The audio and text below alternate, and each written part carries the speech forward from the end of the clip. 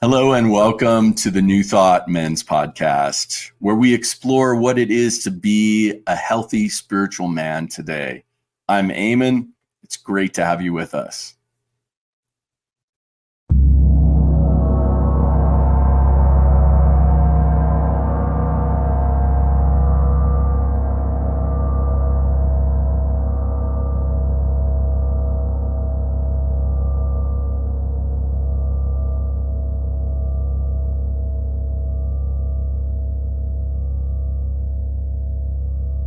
Hello and welcome.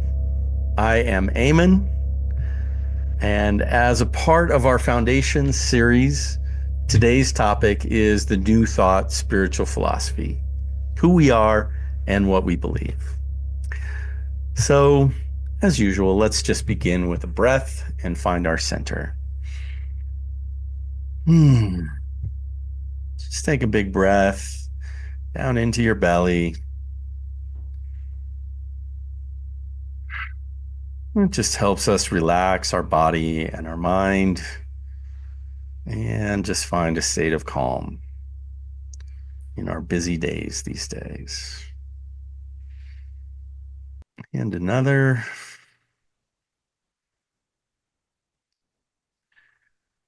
And one final conscious breath.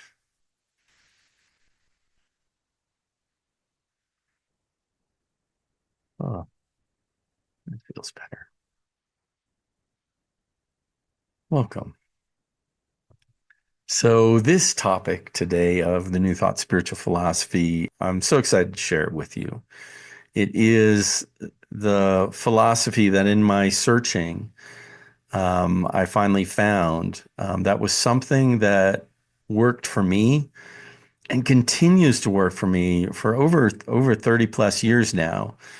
And it just keeps, for me, growing deeper and deeper and more powerful. So I want to share this with you today on what this New Thought spiritual philosophy is all about. So let's just start with the definitions, kind of the scholarly classification. It could be classified as these three things: pantheism, panentheism, and panpsychism. So pantheism, which means that all is spirit. And then panentheism is that all is in spirit. And then panpsychism, that consciousness is spirit or everything.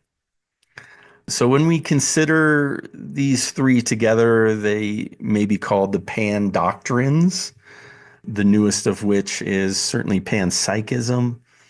And that helps us kind of just understand what this kind of is, that it is kind of in all things, as all things, through all things, in consciousness of all things. Another way of saying this might be, and these are some more traditional kind of languaging, is omnipresence, omnipotent, and omniscient. Omnipresence being everywhere present at once. Omnipotent meaning all powerful. And omniscient meaning all knowing. And the prefix comes from Latin for all. Hey, makes sense, right? So we are spiritual, but not religious. This is a spiritual teaching, but not a religious teaching. I wanted to just write a little something to just express what my personal experience of it is and was and has been. So here's what I came up with. We are a positive, optimistic people who believe in the inherent goodness and blessing of life throughout the cosmos and within ourselves. We desire to be in creation with the infinite life force rather than at the effect of our unconscious programmed responses and habits. So I don't know about you all, but I have certainly been at the effect of my unconscious programs and habits, and still am to a certain degree. I don't know that we ever fully get away with it, but we try, or get away from it, but we try. It's the banging of our head against the same wall and expecting a different result. um, but once we realize that we are, um, in co-creation, we know that we are co-creators through our mind, emotions, bodies, and spirit.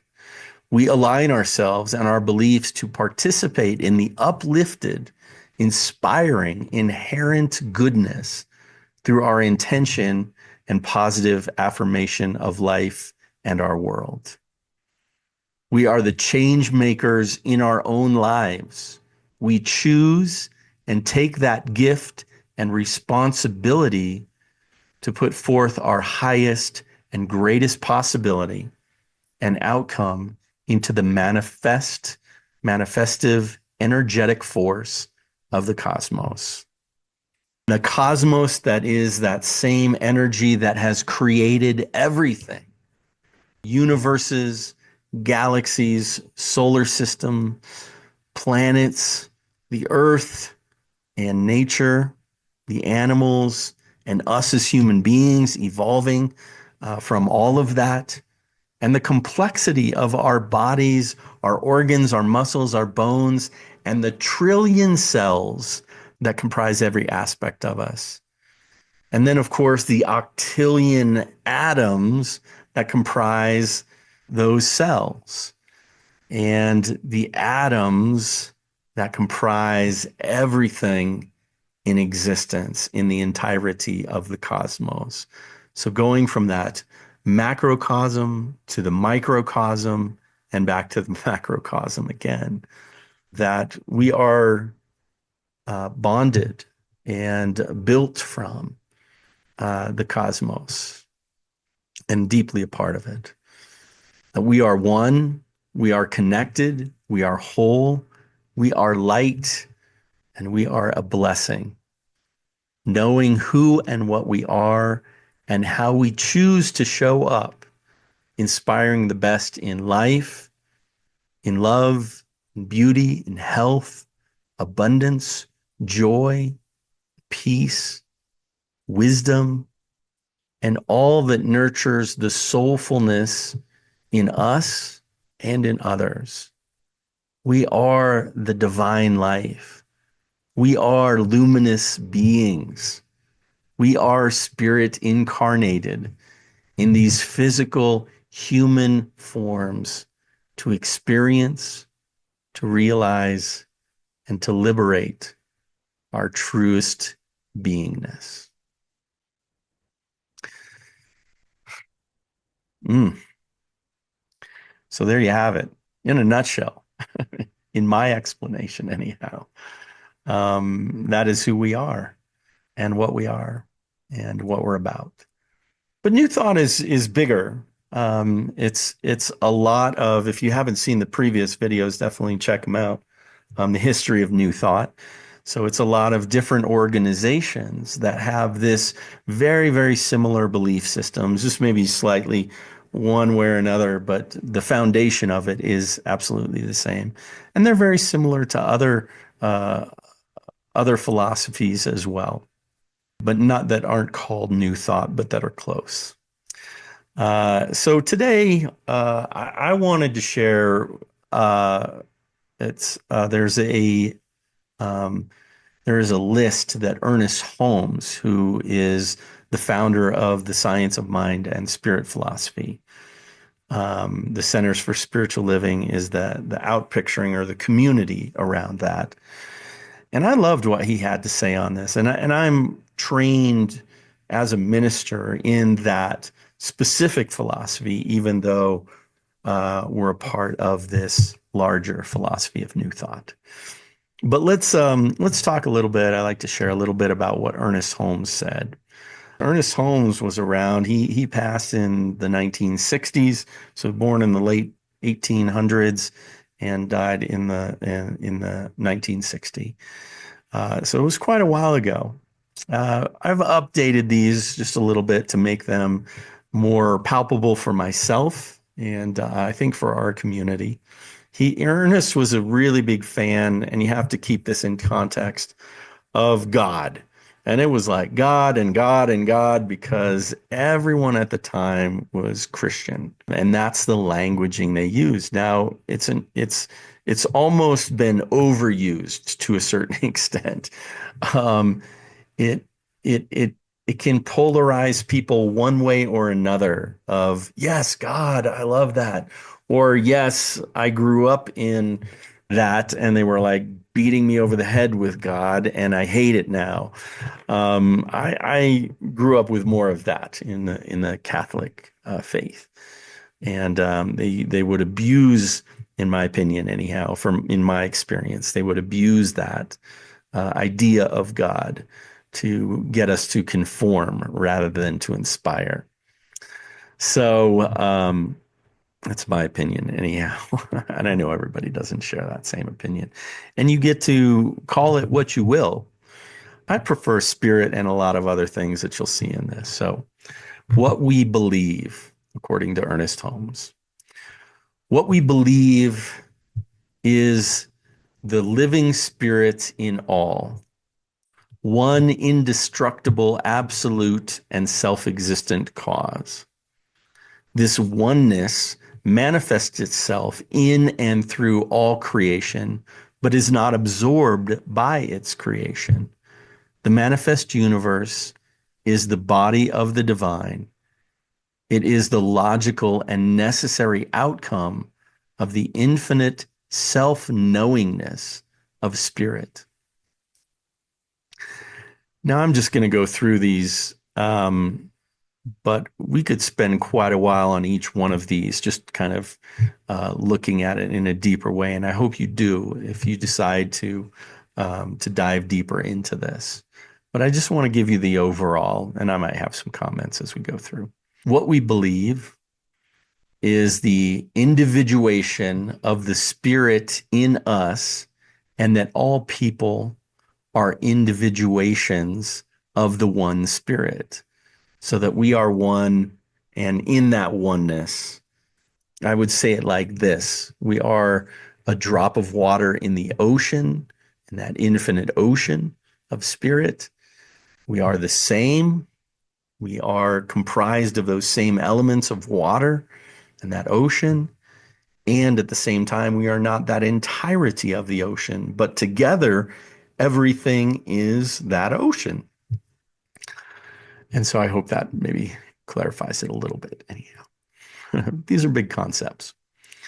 We believe in the eternality, the immortality, and the continuity of the individual soul forever and ever expanding. So this is just beautiful that we are who we are and we get to keep expanding and growing infinitely. And how wonderful. Doesn't that make sense? Or it makes sense to me anyhow, because of evolution. We're constantly evolving. Our planet, the cosmos, the universe, everything's expanding and growing. And so, of course, why wouldn't we? Why wouldn't our beingness, our ultimate beingness, the soul, be that? And that we are just temporary expressions in this physical beingness. Not that we're separate from it. We're not about a lot of Eastern philosophy is about transcending this illusion of the body. Well, in some respects, maybe it is an illusion to a certain extent, depending on your perspective, or a temporary experience. But it's such a beautiful experience to be in this physical body and be having this physical experience. How wonderful is that? That we aren't these etheric beings or these energetic consciousness beings, but we're these physical human beings with all of the attributes of that potentiality within us, and all of the human failings and human challenges that go along with being human. human fears and human pains and struggles sometimes. So, the next one, we believe that wholeness is within us and that we experience it to the degree we become conscious of it. That wholeness is within us. This is a good one. That we are whole and perfect beings, uh, and that we experience that wholeness and that perfection to the degree that we can experience, see it, be it, believe it, right? And it's such a powerful thing, that this thing of choice, which we'll get into in just a little while here too. But we choosing, I love that, to the degree that we become conscious of it, meaning that we have to choose it. We have to want to see that possibility. I think one of the truths of the Bible is that it is done unto us as we believe. And that's a powerful, powerful statement. Um, and that speaks to this, and that we are whole in that divine expression, that we are not wanting for anything. We are not minus anything. We are not less than, not because of our pain or our trauma, our woundings, that we are whole, regardless of what has happened to us. But on that foundational level, we are whole, and we can never be not whole. We are always that whole experience and that divine experience. So, next one. We believe the ultimate goal of life is to express complete freedom from all discord of every nature, and that this goal is sure to be attained by all. Wow, that's a good one. I love that. The ultimate goal of life is to express complete freedom from all discord of every nature. So the Buddhists would say it like this: it's non-attachment. We want to let go of our attachment. We want to let go of the things that we think we are to become what we truly are. And that this experience is sure to be attained by all. And maybe that is in the transition of the body to back to the spirit, when that goal is attained, and maybe it's attained in life. I think to a certain extent, returning back to that natural state, or that soul state, that spirit state, that state of higher consciousness, higher beingness, energy and consciousness, like I've talked about before. I think that is the ultimate freedom, and the realization that we have attained. We have attained that, and we can never be away from it. Even in these bodies, we are still that. Even though paradoxically we feel this disconnection. And I think a lot of religion has pushed that disconnection. We look at Christianity, kicked out of the Garden of Eden because we were bad. Somebody ate the apple. Oh my goodness. And especially blaming women for that fall. Yeah, mythology is interesting. These stories are interesting. If looked at from a certain perspective, they can be seen in this more metaphoric, larger picture. And if taken as actual truth, they can be really damaging and very painful. So as we look at that larger context, that we are express complete freedom, and that is our nature. So the next one. We believe in the unity of all life, and that the highest spirit and the innermost spirit is one. This infinite spirit and this finite spirit is one. We believe that the divine is personal to all who feel this indwelling presence. In other words, again, if you want to feel that indwelling presence, to seek that, it is available for you. And if you're feeling disconnected from it, then you're probably not going to feel it. If you don't want to feel it, you don't want to experience it. So when we aligned to this highest spirit, this infinite presence, this infinite beingness of the cosmos, and I like to speak at it to it as an abstract, so that it's clearer for me to be able to have it be bigger than what I can possibly conceive. And for me, that God, that languaging around God and the imagery around God puts more of the Santa Claus type of experience in my mind. An old bearded guy who's taking notes, naughty and nice, and going to punish us or reward us for being good or bad little children. um, we're more complex than that. And if we look at it in the historical context, which we did in our first video, religion and spirituality, the differences between those, then we're able to really see this larger experience of the divine now. But before, in those times of whatever, hundreds of years ago or thousands of years ago, where the clouds were the height, right? And like, oh, no one was flying except for the birds. We definitely weren't out into the nights, the stars in the sky at night. Oh, what are those? What are those? Holes in the curtain, um, and all of those beliefs. So I can see how we would want to, during those historical times, see this God as someone who is human, who is better than, who wanted us to be better and wanted to nurture that betterness. Now it got a little out of hand, um, but uh, but I think the modern version of that, for me, is God of my upbringing is too small.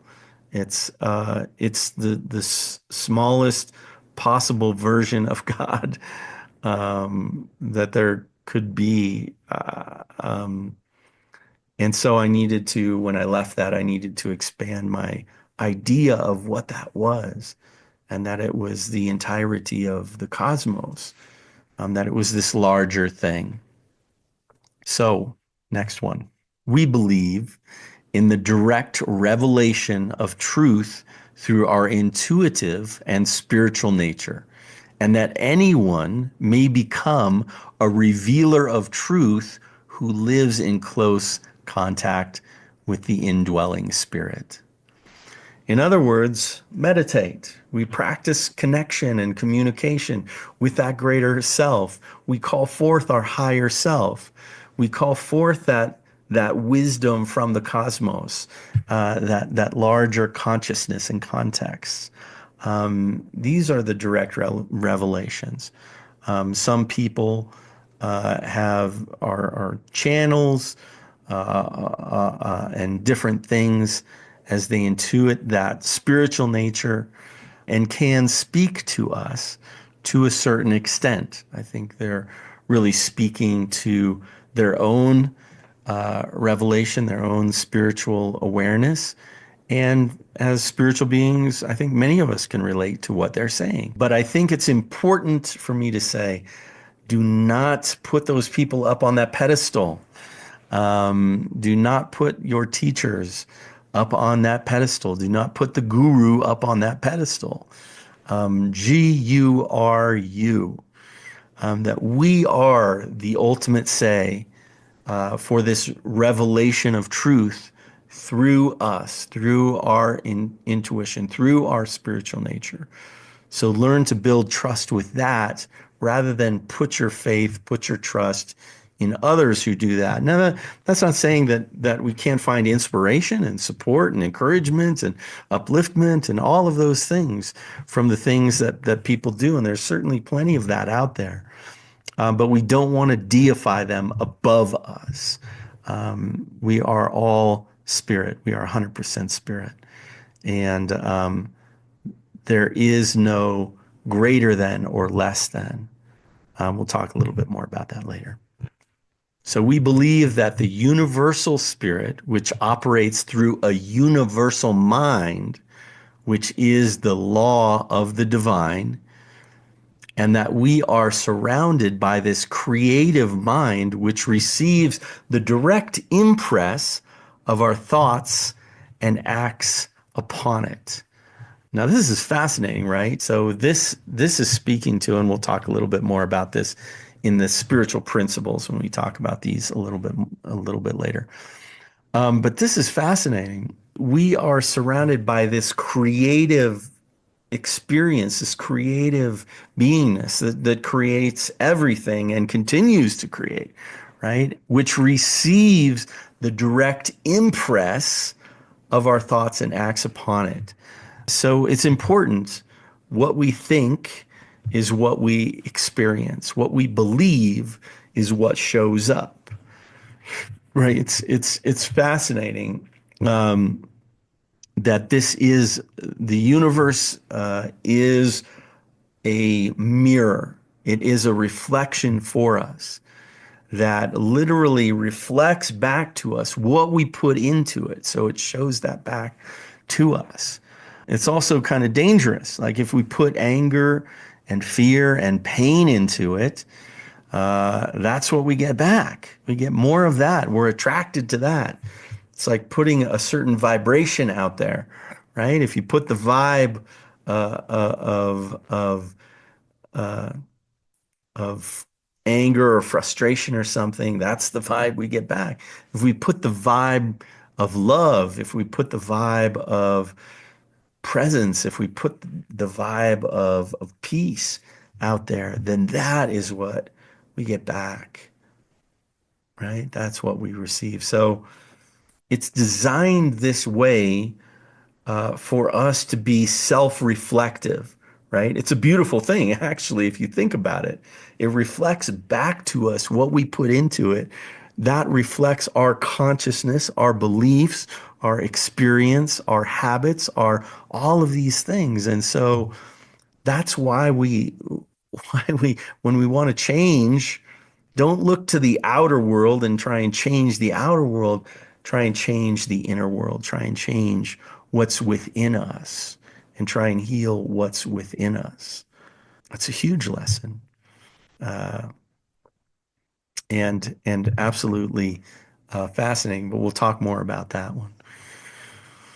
Another one is we believe in the healing of the sick and the control of conditions through the power of this mind.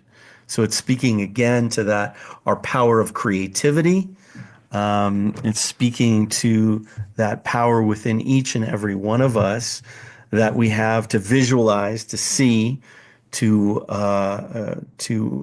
affirm, to express that which we desire. I think this is why we have these amazing tools, and we'll talk about these later. Affirmations, right? Is to affirm that which we are. We can put them down on posters, an affirmation board, and create the things that we want, right? Being a contractor for my whole life, this is kind of a fascinating thing. I've always been in tune with it, I think, on some levels, because the first step of building anything is to consider, to think about it, right? And that first step of manifesting something, creating something, is to put it down on paper. So we go to an architect or we go to a designer and we say, hey, look, this is the thing that I want built. It should look like this. I want it to be like this and this color and this, all of the stuff. And then they take those thoughts and those experiences and they put them into the law or codes, as we have in building, to make it safe, to make it follow the parameters to which are make good sense, and then put them on this piece of paper. And then that piece of paper gets taken to the contractors like myself, who would say, yes, okay, let's build and pour the foundation. Let's dig it out, set the forms, and pour the concrete. Then we're going to put the floor on, we're going to frame the walls and put the roof on. And then the next step, we do all of these things, the framing and the exteriors, the siding, the roof, the insulation, the electricity and the plumbing and the heating, all of the comforts which we enjoy, and then the drywall and the finishing, the painting and all of the finishing pieces. And it comes out into that manifest thing. It started as a thought, and now we get to live in it. It's a manifestive experience. And that is I think, the reflective nature, at least for me, it puts it into terms that I understand when I was first learning this. To know why we use these affirmations over and over again and repeat them. Oh, I am loved. I am joyful. I am abundant. I am full of peace. I am full of joy. All of the good things that we want to affirm. Because the history of us would tell us, when we're working on those unconscious levels, which again we'll talk about a little further down, is the default. It's the default programming that will show up if we're not conscious, if we don't choose, if we don't say this is what I want. Then when we're in situations and experiences, when that program comes up, oh, what do I believe about myself? Oh, I'm not deserving, or I'm not worthy, or I'm not loved because of whatever reason in our history. Then that's the program that'll show up, the pre-programmed response, unless we change it. And that's why we have this conscious thought. That's why we need to choose and be present in each and every moment, especially in those moments where we would automatically fall into those habits, those old beliefs, those old thoughts. So we believe that when we're sick, there is this body-mind experience, right? This metaphysical experience of our thoughts that create or can co-create the sickness, can create the conditions of poverty or abundance, sickness or wellness. And that, for me anyhow, there's nothing I'd rather do, right? Like for me, I'm an optimist though. If I'm sick, or if I have some ailment, or if I have something that I want to change in my life, then I want to see what is the thing that I want. I want to affirm the thing that I want. That's not saying to be in denial. Sure, if I'm sick, I'm gonna have some chicken noodle soup. I'm gonna sleep more. I might take some drugs that the doctor gives me to help get over that sickness. But ultimately, to be able to hold that high vision of wellness and knowingness that we can get then back to. Now, I do want to say this, is we don't want to beat ourselves up for these. Because speaking of sickness, Louise Hay has done a lot of work on this especially healing sicknesses, and what is the belief behind it, and looking at that. But we're not using this as a stick to beat ourselves up with. This is not the point of that. It's simply awareness of, what is my thinking? Is my thinking related to this? Is my past, is my history related to this sickness? Oh, I'm chronically sick. and well, what happened when I was young? Oh, in order to get out of things, I used to pretend that I was sick. And so when something comes up that you want to get out of, guess what shows up? Oh, I'm sick. Instead of simply saying, hey, you know what? I'm not able to do that at this time. I'm sorry. Um, I apologize. Then we change that belief system that we can be honest, not only with ourselves but with others, and say, you know what, I don't need to get sick to have an excuse, so that I can avoid the confrontation or I can avoid the conversation. So this we could spend a lot of time on, and the creative process, the creative mind, and the direct impress that our thoughts act upon it, and is a primary source of study and exploration in the New Thought philosophy. So you want more of that? There is plenty. So let's move on to the next thing that we believe.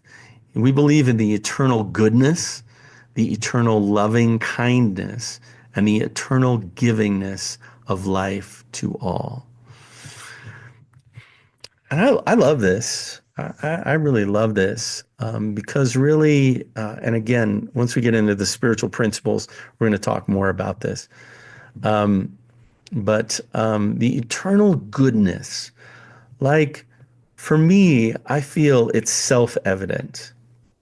I feel this, that when we want something of goodness for ourself or another, and that is achieved or that is received, then we feel joy. We feel grateful. We feel appreciative. Same with love and kindness and givingness and receivingness. All of these things, it's a self-reinforcing experience. Again, that reflective nature of life that's going to reflect that back to us. If we believe in the eternal badness, that's what we're going to see. That's what we're going to receive. And to me, that doesn't sound like anything fun at all. And so we get to receive that which we intend and that which we put out to it. Again, honoring that life is life, and there's some things that the soul wants and the soul experiences, and sometimes that requires hardship. Sometimes that requires difficult experience, or having a sickness, or things like that. I don't know the nature of those things. I don't know the nature of the soul like that. I know the nature of my soul to a certain extent like that. But that's within our own souls, right? Of is this a pattern for me? Is there something I'm here to learn from it? And again, that's a lot what Louise Hay her work is about. Final one, we believe in our own soul, in our own spirit, and our own destiny, for we understand that the life of all is the divine in nature. The life of all is the divine in our truest nature. I love that. We believe in our own soul, in our own spirit, and our own destiny. That we're a part of that, and we get to choose, and we get to be a part of that experience and that choice, and that dharma, as it were, put it into Eastern terms, that dharma that we're here to experience and express. And that at any point we can choose to let that go. We can choose to forgive. We can choose to release that karma, as it were. The karma is a little different experience for for me, but that those patterned responses, we can let those go, and we can have something greater.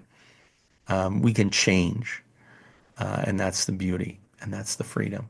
So that from Ernest Holmes, what we believe is kind of the foundational experience of what we're going to step into next, but let's just take a breath and maybe a little drink.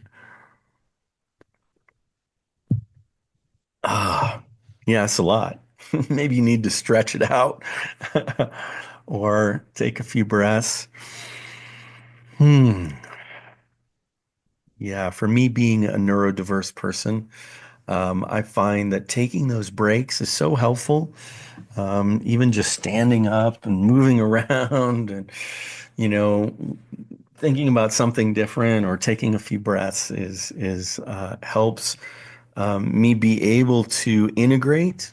So let's move on to the spiritual principles, and they're very similar in a way to the what we believe statements. They're kind of taken from that to a certain extent. But these spiritual principles of New Thought, oneness, there is one infinite reality. We call it many things: the cosmos, life, universal spirit, infinite intelligence, the divine, God, first cause, the thing itself, the universal life force, the light, consciousness, everything, everywhere. Whatever you want to refer to it as, this oneness, this wholeness. This oneness creates everything out of itself and therefore includes both absolute and the relative, the infinite and the finite, the tangible and the intangible, the physical and the metaphysical aspects of reality. It includes everything, right? Oneness. It's one of our fundamental principles, that we're one. On that spiritual level, we're one. Even though paradoxically we're unique, we're different as these human beings, we're all spirit. That's a beautiful thing. And we're all interconnected. We're all on this journey together. And that's pretty awesome.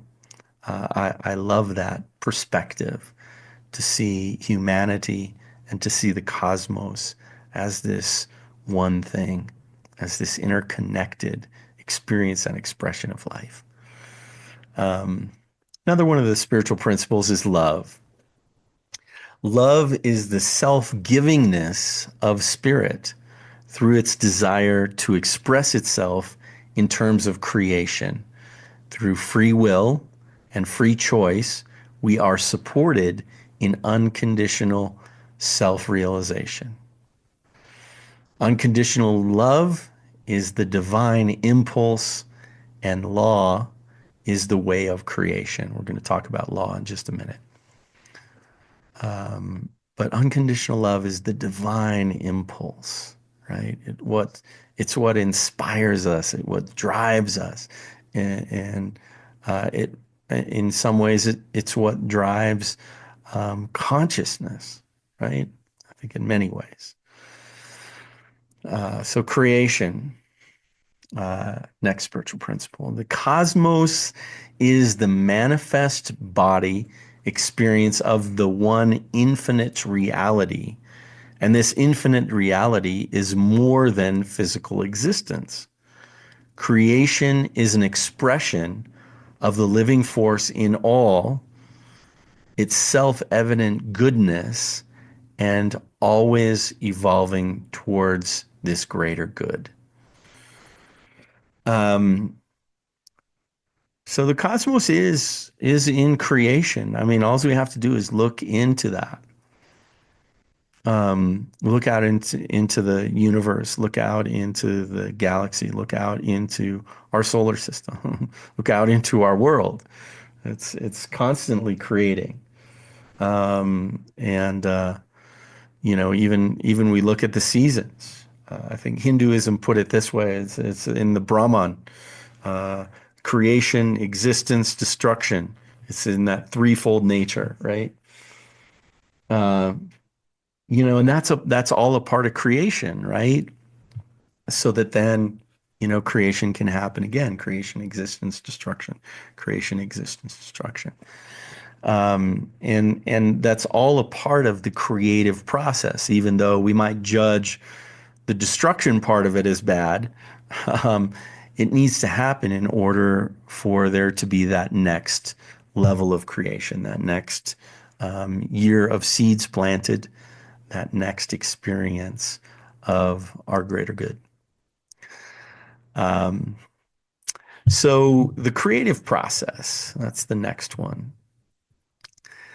The infinite oneness operates through the universal law of cause and effect. This universal law is impersonal, automatic, and intelligent. The universal law receives the direct impress of Spirit's energy and acts upon it, bringing it forth into form. Individuals having the threefold nature use the same process to shape our human experience in alignment with the whole perfect and complete reality. The threefold nature, we'll talk about that next. But there is the universal laws, and again, we'll talk about those in just a second too. The law of gravity. This is a universal law that is impersonal and automatic and intelligent. It just works, right? We drop something, we let go of something, and it drops and hits the ground. So these are also there are also laws in the creative process and for the creative process that Ernest Holmes and many other New Thought explorers and New Thought teachers have looked at. So we'll talk just a little bit more about that later, but we're going to move on here. We are part of that creative process, I think, is the essence of that. And that we act, our mind acts, our feelings act, our actions act upon this creative process. So the next one is the threefold nature. This oneness expresses itself in three aspects, right? Spirit, law, and body. Spirit meaning energy and consciousness, law meaning the law, and body or expression, right? Each individual is made in the same likeness and of this one and has the same three aspects, right? We have spirit, we have law, and we have body. This is a powerful thing, right? And when we can align that spirit and that law and that body, we can manifest, we can create very quickly and much more easily, especially if we're aligning our feeling body and our action with it, right? Then it's just like, hey, that's a goal. Let's get it. Let's go for it. Let's create it. All right. It's like the first process. Okay, let's get this idea onto paper so that then we can have then build it and see the fruits of our experience. So spiritual laws, let's talk about that because we talked about them in the creative process, and let's go deeper into that. Spiritual laws. The cosmic spirit maintained harmony, equilibrium, and balance through the spiritual law. There are various expressions and uses of spiritual law. For instance, the law of correspondence, the law of attraction, the law of giving and receiving. And these spiritual laws are impersonal, consistent, and intelligent, and are always operating, like the law of gravity that I talked about.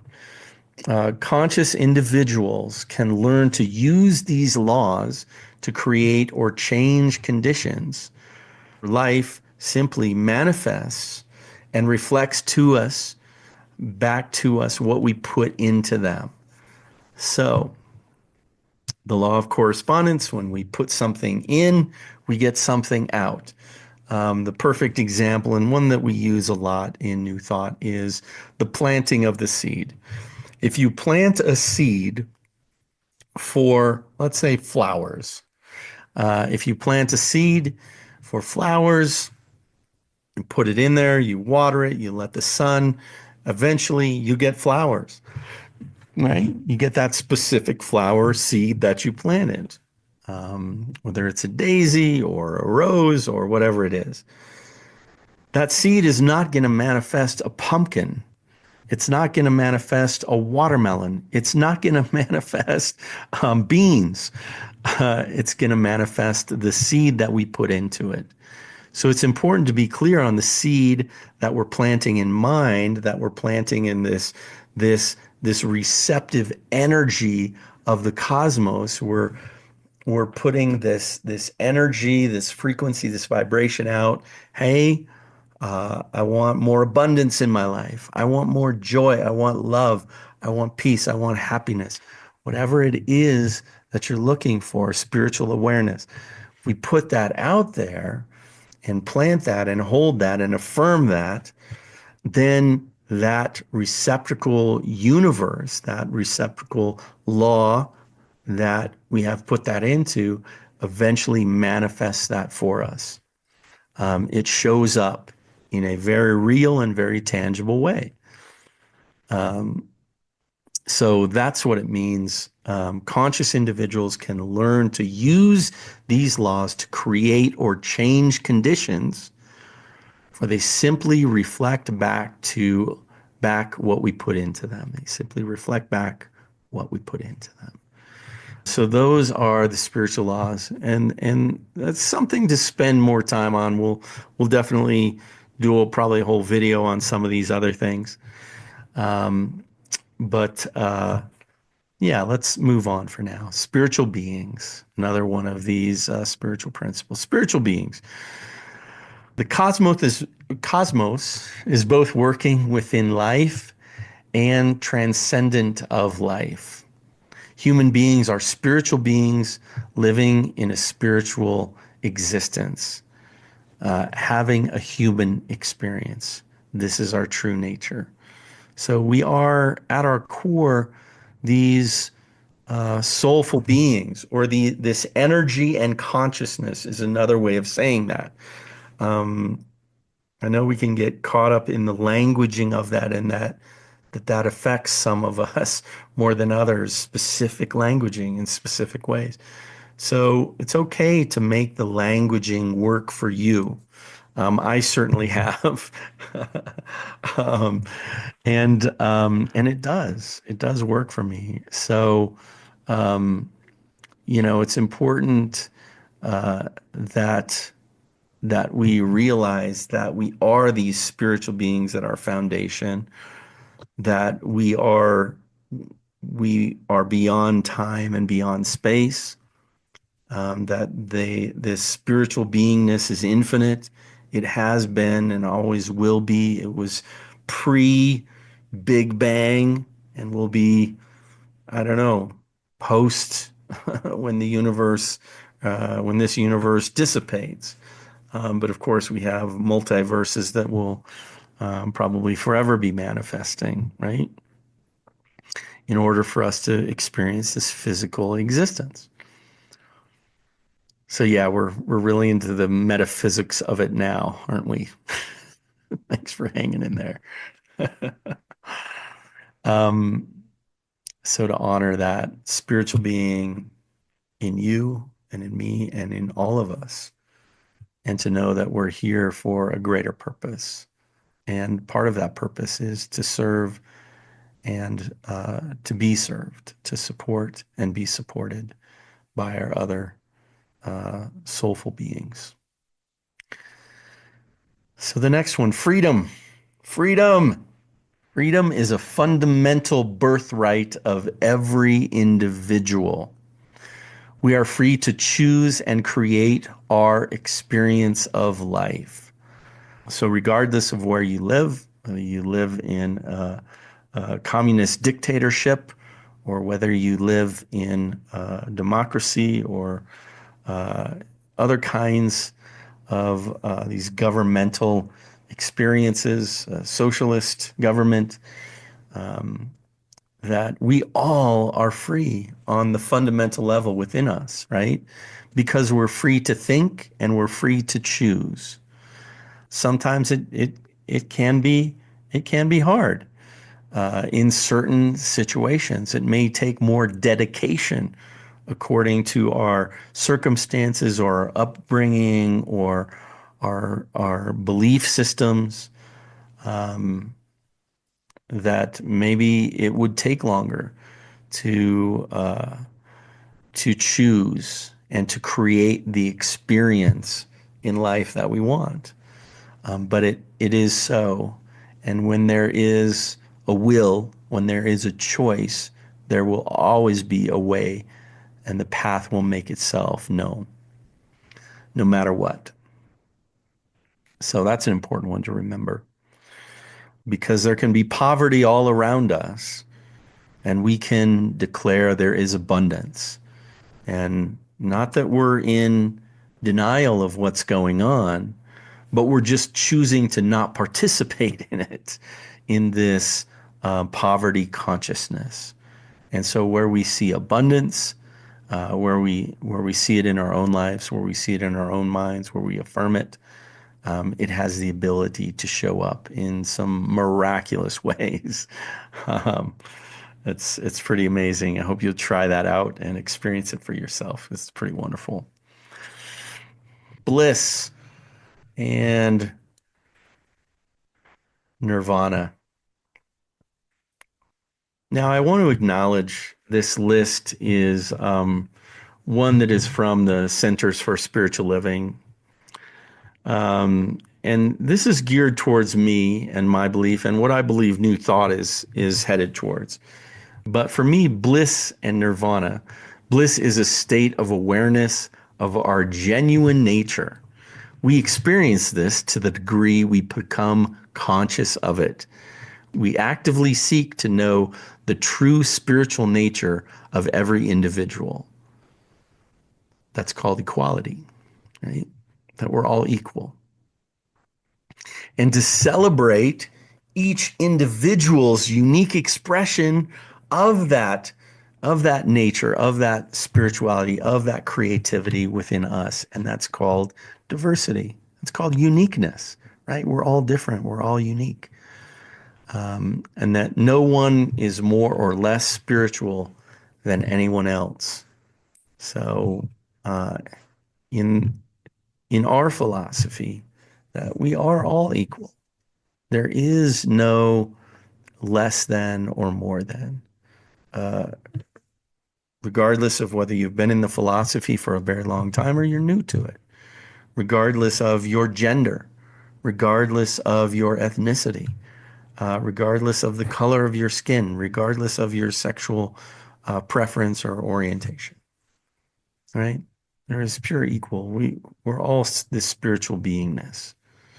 And I think that's the interesting experience of it in that diversity. Wouldn't it suck if we were all kind of this monocropped, right? Let's say Hitler got his way, and we're all these monocrop, blonde-haired, blue-eyed people, as if we could all be the same. It's kind of a ridiculous and preposterous idea anyhow. But it is this diversity, it is this uniqueness and the diversity of life that we celebrate and that we appreciate. I wouldn't want to be in a world that everything was and everyone was the same. I am a bit of a rebel, though, so I have to admit that.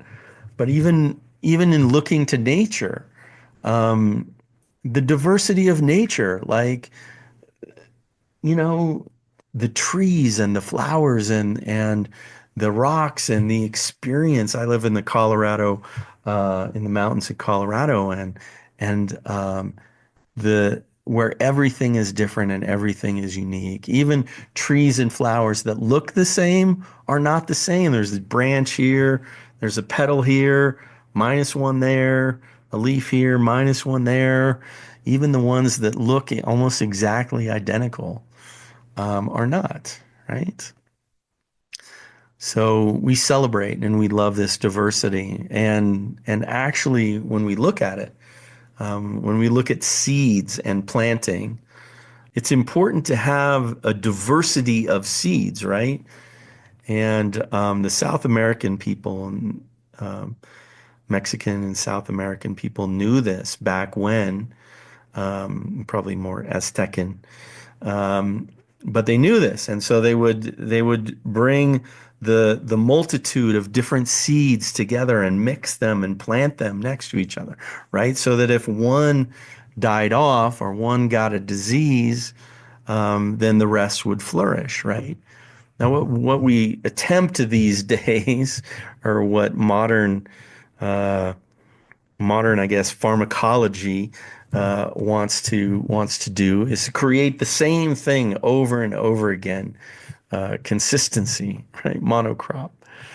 And what we find is they have to put tons of chemicals, they have to put tons of fertilizer, they have to do all of these things to protect that one crop from not having a bug or a disease or whatever destroy the entire crop, right? Whereas if they were organic, they were natural, there was a diversity involved in those seeds, they wouldn't have that problem. But then they couldn't patent them and control them and sell fertilizers and pesticides. So choose organic.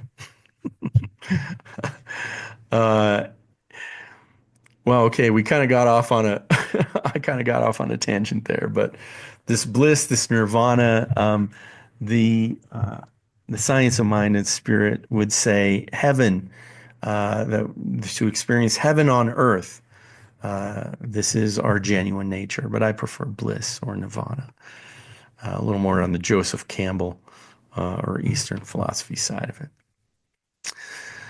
So the last one here is eternal life. Oh, the infinite one reality is eternal. We believe in the eternality, the immortality, and the continuity of the individual forever and ever expanding. I kind of love this, right? I was told, oh, when you die, you go to heaven. That's how I was brought up, right? But really, and then what? We just hang out in heaven and just are whatever in the bliss of it, or forever and ever. That sounds boring to me. I don't know about you guys, but that sounds boring to me. I love this, that we are in this spiral upwards, that we believe in the eternality and immortality and the continuity of the individual forever and ever expanding, right? For us growing, for us evolving, for us experiencing and expressing in different ways. This is kind of beautiful and goes along with the diversity of what we just talked about. Is like there is no one in the history of history that has ever been you, exactly you. And I talked about this in a previous video. You could have a twin and live exactly the same life and the same upbringing and all the same stuff, and you would never be the same.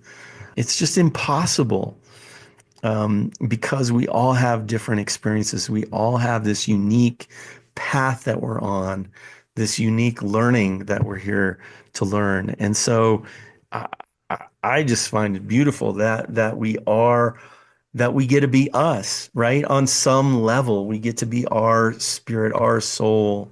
And maybe, who knows, maybe a part of the personality comes with us. I'd like to think that that's so, that we're predispositioned, um, as we incarnate with a specific history and past, just like we do in life, right? Like life reflects that infinite. That's kind of a fascinating way to look at it, and that our life is eternal. Um, Now, another way to look at this is in death, the death of the physical body. And Ernest Holmes put it like this: we spiral upwards when we die. We spiral upwards. So there isn't this um, guilt shame idea of Western philosophy that if you aren't good, if you don't follow the rules, if you're a sinner, then you're going to go to hell, as if the very idea of God would ever allow that is ridiculous. Um, anyhow, that you would go to heaven, but if you were good, you would go to heaven. If you were bad, you would go to hell. Pretty silly. And then there's even the Eastern philosophies have an attempt to kind of manipulate people, and again, taking this into its historical context, that people, through their karma, right? Through their karma. Oh, if we eat meat, we have to come back to the planet until we can release that karma, until we know what it's like to be that goat killed 1,000 times, or whatever it is. It's just so interesting, that there's even guilt to a certain extent in the Eastern philosophies, right? And I like to think of the higher nature. I like to think that this was in order to better us as human beings. But as we've grown and evolved and moved out of that, we don't need to experience or take on that shame. We don't need to take on um, that good and bad personas. Oh my God, I did one thing wrong. I think my eternal soul is in trouble. My poor mom still believes that, and yeah, I think that's got to be hard. That level of perfection, right? Of needing to be perfect all the time. No, we're human beings. We get to have our failings. We get to have our mistakes. We get to have our ideally our learning experiences from it, right? Instead of banging our head against that same wall, we learn from it. I'm not going to do that again. Or even the pain of doing harm to someone, or being harmed by someone. I think we feel guilt and we feel shame and we feel pain around that. And on some level, and I think Neil Donald Walsh talked about this in one of his books. I think it was his kid's book. But the ones who injure us most, or the ones that we injure the most, are some of our biggest teachers. And maybe there is an agreement there. Maybe there is an understanding there in the eternal soul of coming to earth and learning these physical lessons through hardship. And oftentimes we as human learn these lessons through hardship, right? I don't know about you all, but I certainly have. I'm open to learning in much easier and more easeful and joyful ways these days. So anyhow, that eternal life, that when we transcend these bodies, we simply spiral upwards. I like to think of it in terms of energy, right? Of levels of vibration or frequency. Some people look at it as dimensions. And I think this is the fascinating part of it, is like when we look at that spectrum, when we look at that light spectrum, we can't see UV light, right? We can only see this certain spectrum. That doesn't mean it's not there. It is there. And so when we go up into those higher frequencies, it's just a different level of beingness. It's just a different kind of beingness, much different than this lower vibration, this dense vibration of being a physical human being, right? It requires a very dense vibration and a very dense level of experience. And so, yeah, at our core, I think we're light beings, right? For now, I just kind of want to wrap us up. Let's just take a breath together and complete our time. I'm feeling a lot of gratitude for this video. I'm feeling a lot of gratitude for this teaching that has impacted and changed my life in such a powerful and amazing way that I couldn't even conceive of the life that I would be living without this amazing philosophy. So grateful, so appreciative for you being here today.